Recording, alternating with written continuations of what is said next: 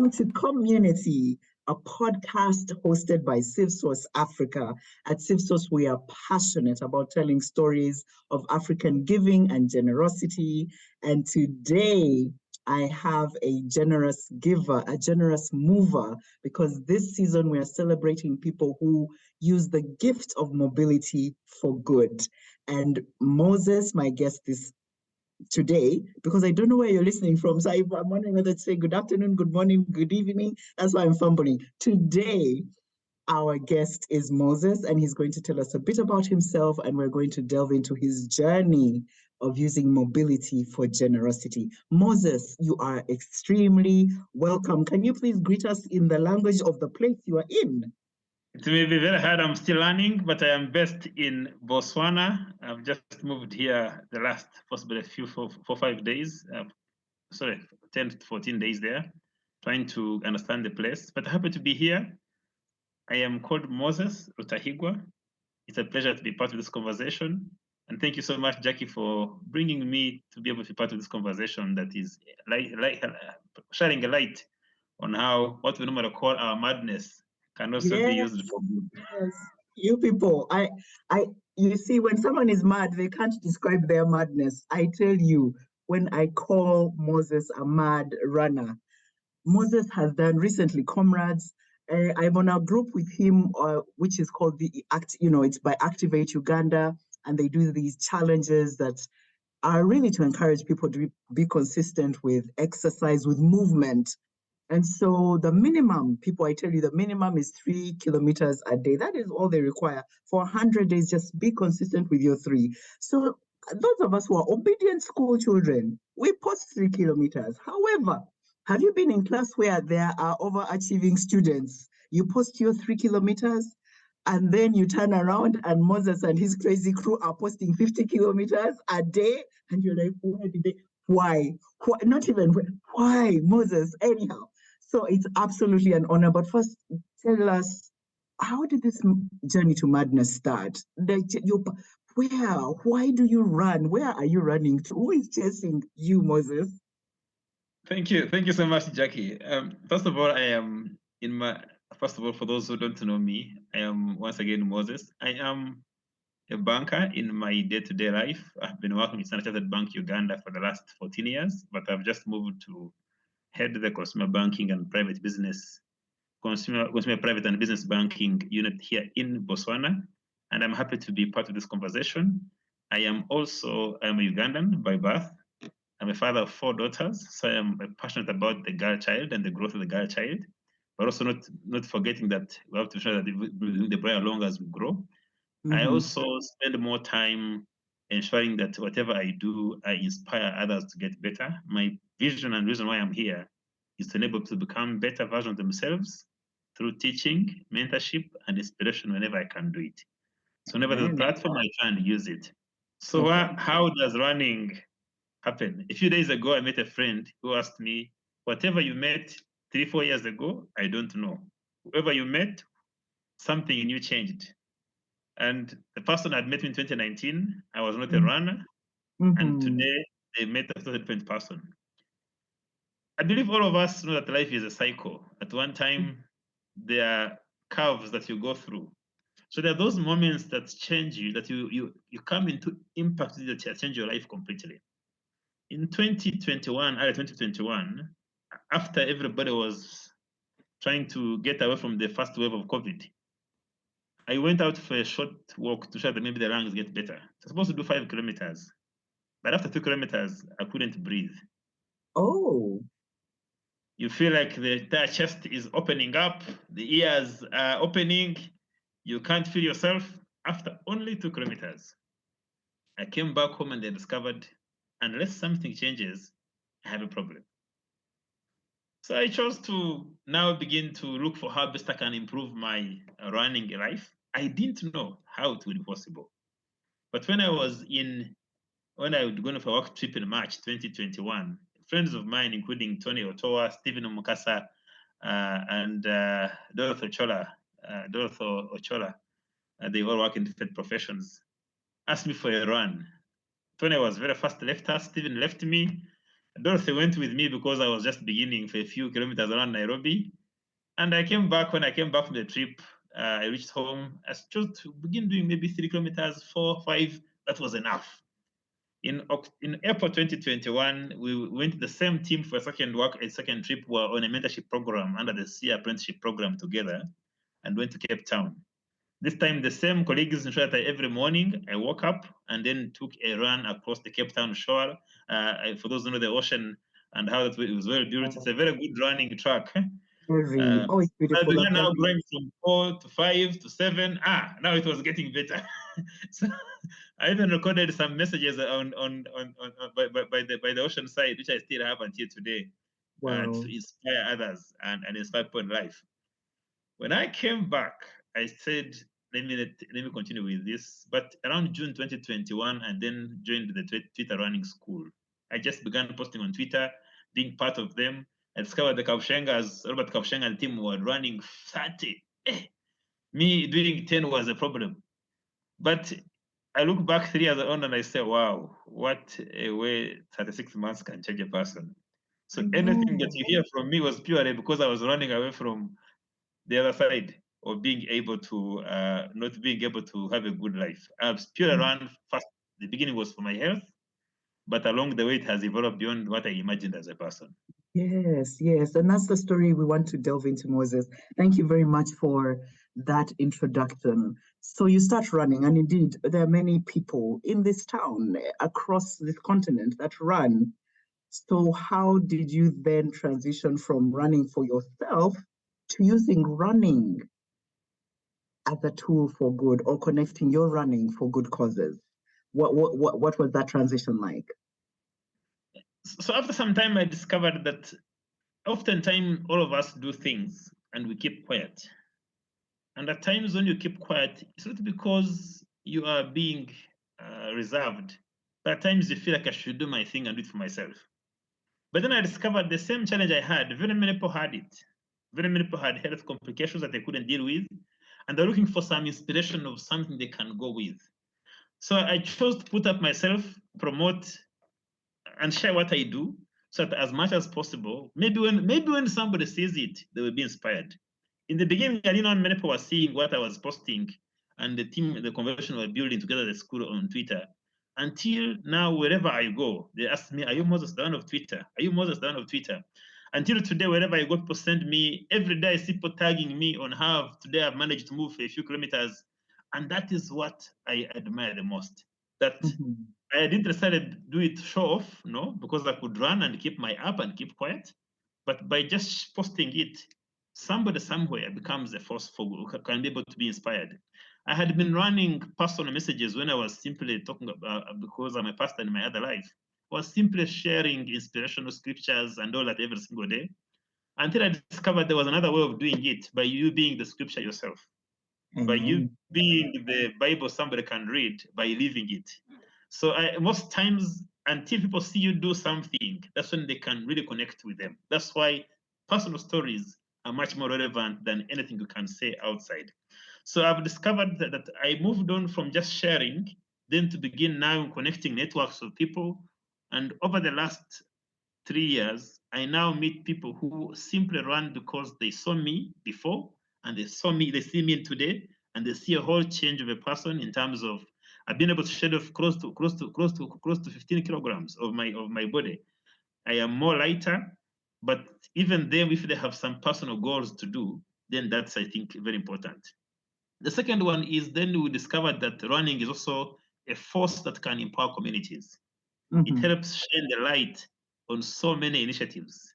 At work, we run what we call the home run, where every year we do a month where we ask staff to run to be able to raise funds. These funds later on come back to be invested in our countries, in Uganda in particular, to be able to be invested in to help young people and women to be able to increase their participation in financial services and help very many causes of life. So every year I have been a sponsor to ensure that I rally my colleagues across the bank to ensure that they are running, not only running, but then fundraising and raising money by people sponsoring them for every kilometer that they do. And this has been a good success. I know right now there's a home run going on right now as I talk. This, I think, around August 2021, 2023 happening in Uganda. But across other markets, we do it. However, not all staff can be champions. So if I have a privilege to do that, then I use it as an advantage.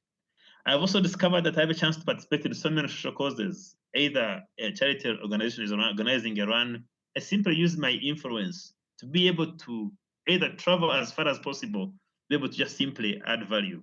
When I ran Comrades, I dedicated my kilometers to the Grace Village, Grace Villa Yes. home in Kabale.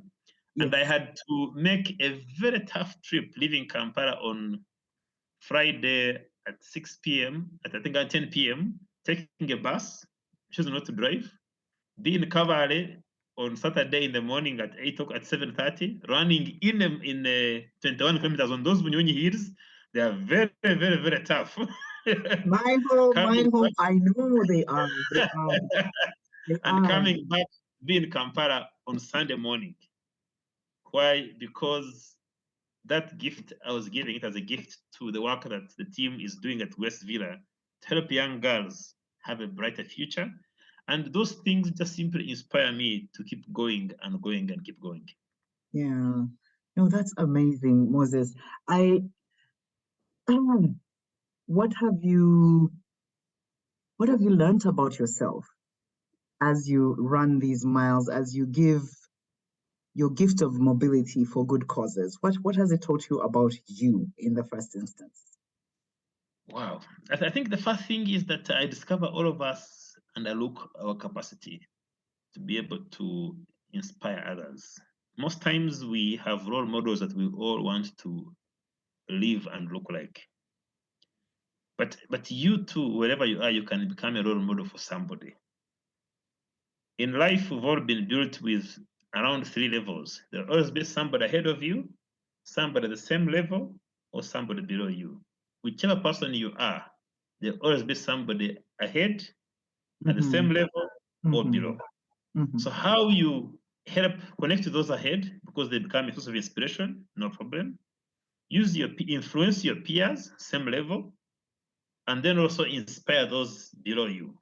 If you're a manager at a workplace, there is your boss at the top, there are your peers at the same level, then there are colleagues at L2C. If you're a parent, you have a parent, first of all, you yourself, you're born, you have fellow parents, siblings, whom you're friends, you have children. So even those children have people who are younger than them. So every one of us, you always have somebody ahead, the same level, or below. So whatever you do, just know that you have to connect up to be able to influence the same level and down. Normally, we all want to influence the lower level, but the biggest source ignored is the same level. People whom you have the same level, same time at university, but now maybe when you check at your level, you find maybe they're in hospital fighting over some diseases and maybe that could be controlled through mobility.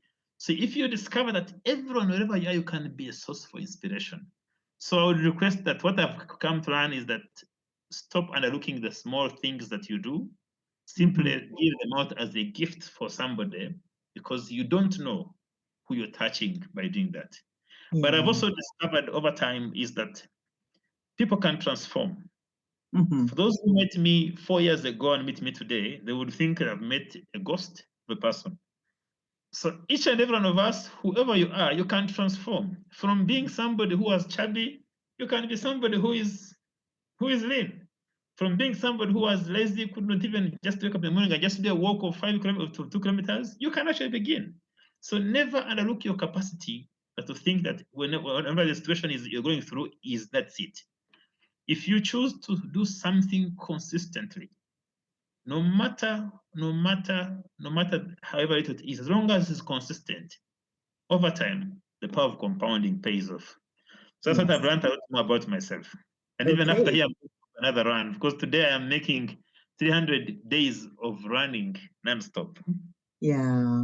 Wow, Moses. So you told us about, running, giving your gift of mobility to Grace Villa. Which other runs do you remember that have been, at your heart? You also told us the one about the one the bank does. Is there any other that stands out for you? Yeah, so my approach is different. My approach is initially I didn't use my approach to be able to, first of all, to begin supporting causes. The first thing was I had a big following of people who believe in me, Yes. who would see me as a role model. And these would be my people at church. These are people whom I have mentored throughout the different levels of their career. These are people who either have been part of my circles and they look at me as a role model. I don't have to be the best example for them, but I look at those people. So the reason why I chose to begin running was because of them. And what I therefore do is to see them evolve. That's what has helped me a lot. Privately, every week, I receive 10 messages of people saying, today I have run 4 kilometers. Today I've done this. By the way, I've seen. I think the humbling one was yesterday from a friend of mine called Kaka, who told me, who did 3 kilometers and tagged me and said, thank you so much for inspiring me. I didn't know, didn't expect it to. And there are several who at times choose not to become public, but become anonymous on that particular level. So my approach is purely each had a following that was following me for other reasons. I chose to turn them into a force for good. Then what I've also been doing is to recruit several other people. Every day you see me introduce somebody new, that so-and-so is joining the school, so-and-so joining the class. And by the time you discover those people, 10 years, 12 months, 6 months, 1 year, they become all different individuals. So I've been supporting a lot more of a following that I had and activated it as a force that is inspiring others. But of course, separately, I also do participate in several marathons. And normally, I always participate in with the cause. As I talk, this month I'm coming to Uganda. I'm in Botswana, paying my own ticket to come to Uganda to run. People would think you're mad.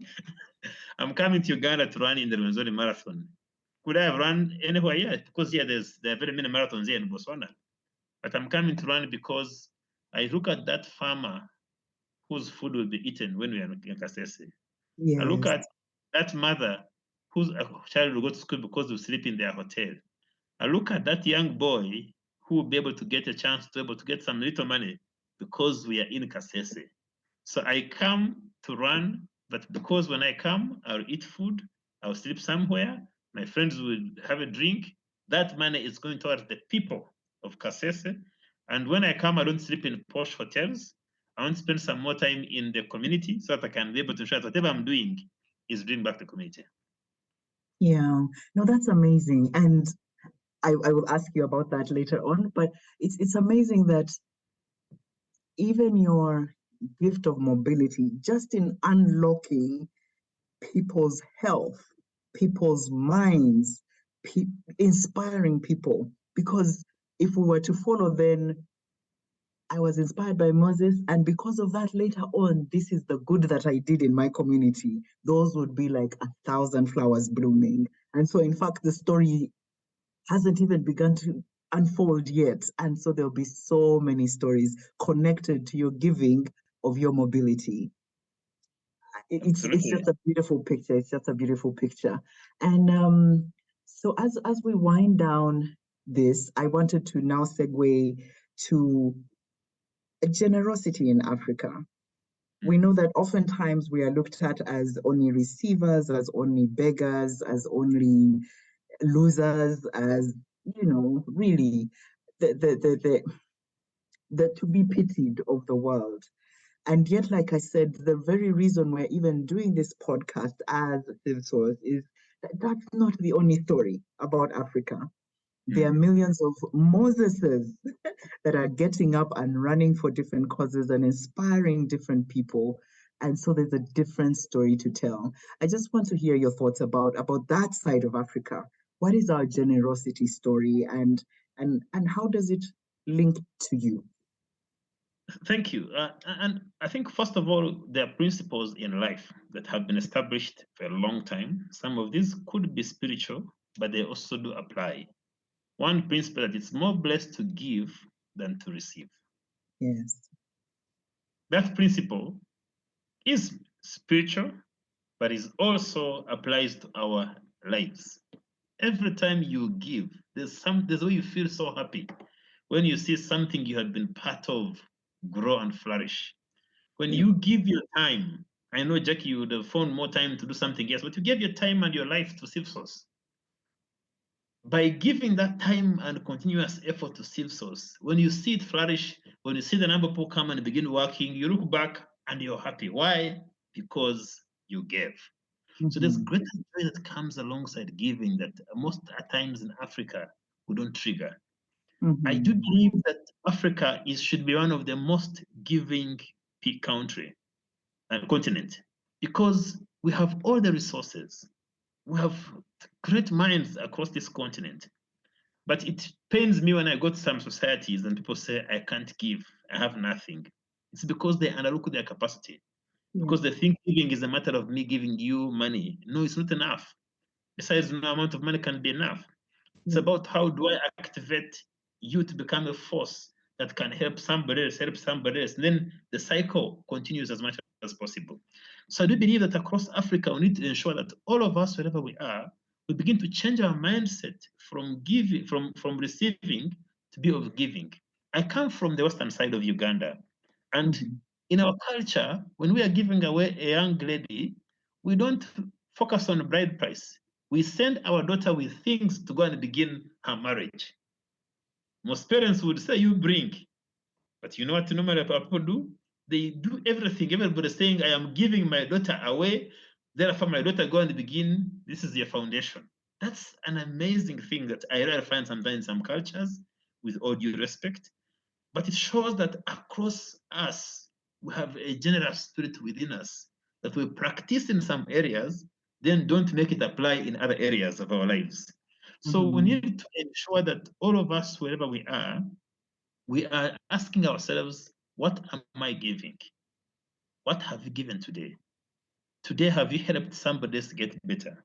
Today, have you given the best of your effort? Even at work, do you give the best of effort? It could be, if you are a community leader, have you given your time to your people? So that whatever you do, never be on the receiving end, and receiving can be enough. There is greater joy in giving, and giving improves the giver. It elevates the giver even more than the receiver. Indeed, it does. Yes, indeed. And as we wind down, again, when people say they have nothing to give, we are focusing this season on the gift of mobility. There are many people who are bedridden right now. There are many people who, through unfortunate circumstances, don't have legs or can't move their legs. So for us to express generosity through mobility, I think is a powerful way to give and shouldn't be underlooked. Because yes, like you said, people can say, you know, another MTN run, another cancer run. Does this really make a difference? But what I hear you say is it absolutely does. It absolutely does. And so, yeah, what is your final takeaway for us from today, from mobility and generosity? First of all, to thank you so much for the platform and the opportunity to have a conversation with you. It is something I believe by you doing that, you're giving. And thank you so much for this gift. But also, too, is each and every one of us, wherever you are able to use your mobility to inspire others. By simply accompanying a friend for a walk, those 30 minutes can be a change of a lifestyle. By simply asking somebody who could be having some health complications, just accompany them for a simple 2-kilometer run. Doesn't have to be that long, can help and inspire others. I saw a story that inspired me recently of one of our friends who was cut off close to more than 20 kilograms. But in the first time, she took 4 hours to complete 10 kilometers. But somebody who was a giver stayed with her for those 4 hours to complete 10 kilometers. Wow. So you too, wherever you are, as long as you see somebody whom you think you can have an impact on, do not give that chance to somebody else. Be the one to do it. Yes. So I would urge all of us, wherever you are, mobility is very, very powerful. It's a big source of inspiration. I would want us to begin using every chance we have to be able to better the communities. When you see the cancer run happening in Kampala, it is patients who have been receiving treatment from that run. When you see a run organized by either by a company, MTN Marathon, the proceeds go towards helping the community. When you see organizing the Rwenzori Marathon, there is an impact that happens to Kasese, especially at a time as this, when I've just gone through one of the hardest moments of have gone through a school that has been burnt. But runners say we are going in a place where everybody will say don't go. When you hear a marathon being organized by NSSF or any other organization, including where we go to across where we ran, when I ran the comrades at 9 kilometers from Pietermaritzburg to Durban, those proceeds go towards helping social causes. So by you running, you are helping somebody somewhere get better. So I'd urge you, please be part, be able to engage, and you never know, you could be that candle that somebody wanted on that day. Use your mobility to inspire others to change lives, and let me tell you, the benefits will be enormous to not only to you, but even those that you touch. Moses, I feel like I'm stopping here. I need to go walk because I want to be someone's candle. And thank you, Moses, for lighting so many candles, many known and many more unknown. Because maybe people are shy to even reach out to you. There's, so there are even many more lives, indeed, like you were saying, that you touch just through your gift of mobility. And we thank you and we celebrate you and we wish you well as you come for the Kasese run. Thank you so much for your time, Moses. Thank you, Jackie. So, you know how you say goodbye in Africa, then you say, hey, Gundi, how about? Right? And you remember that thing you forgot to ask about. So we are back, even though we had said goodbye. Yes, Moses, there's a marathon that you wanted to talk about. Yes. I remember that it will be, I don't know how I forgot it, but the Standard Chartered Bank Nairobi Marathon this year makes 20 years. And for 20 years, we've been able to use the proceeds from the marathon 100% to go towards helping communities, mainly now which is supporting our Future Makers program, which is helping us improve the lives of young girls, of young women, young ladies, giving them a better future, and even our youth. It's a great program that is helping us enhance not only that, but also promoting a better environmental impact. So ensure that we can be able to live a better future for all the people around us. So in case you're in Nairobi, if you're ever around the world, join me. Don't forget to join me in October to run in Nairobi, because it's for a good cause. I couldn't forget that. My apologies. I know, but it's okay. It's okay. Moses, it happens. Like I said, we are okay with calling back. Oh, Ninja, first come back, I tell you. So it was that one of first come back, I tell you. And yeah, because thank you. It's the gift of mobility because we're impacting community. Thank you so much, Moses. Thank you for being with us. And we wish you well as you fly to Kasese, as you go to Nairobi in October, and every other run that you're going to participate in. Thank you so much, Moses.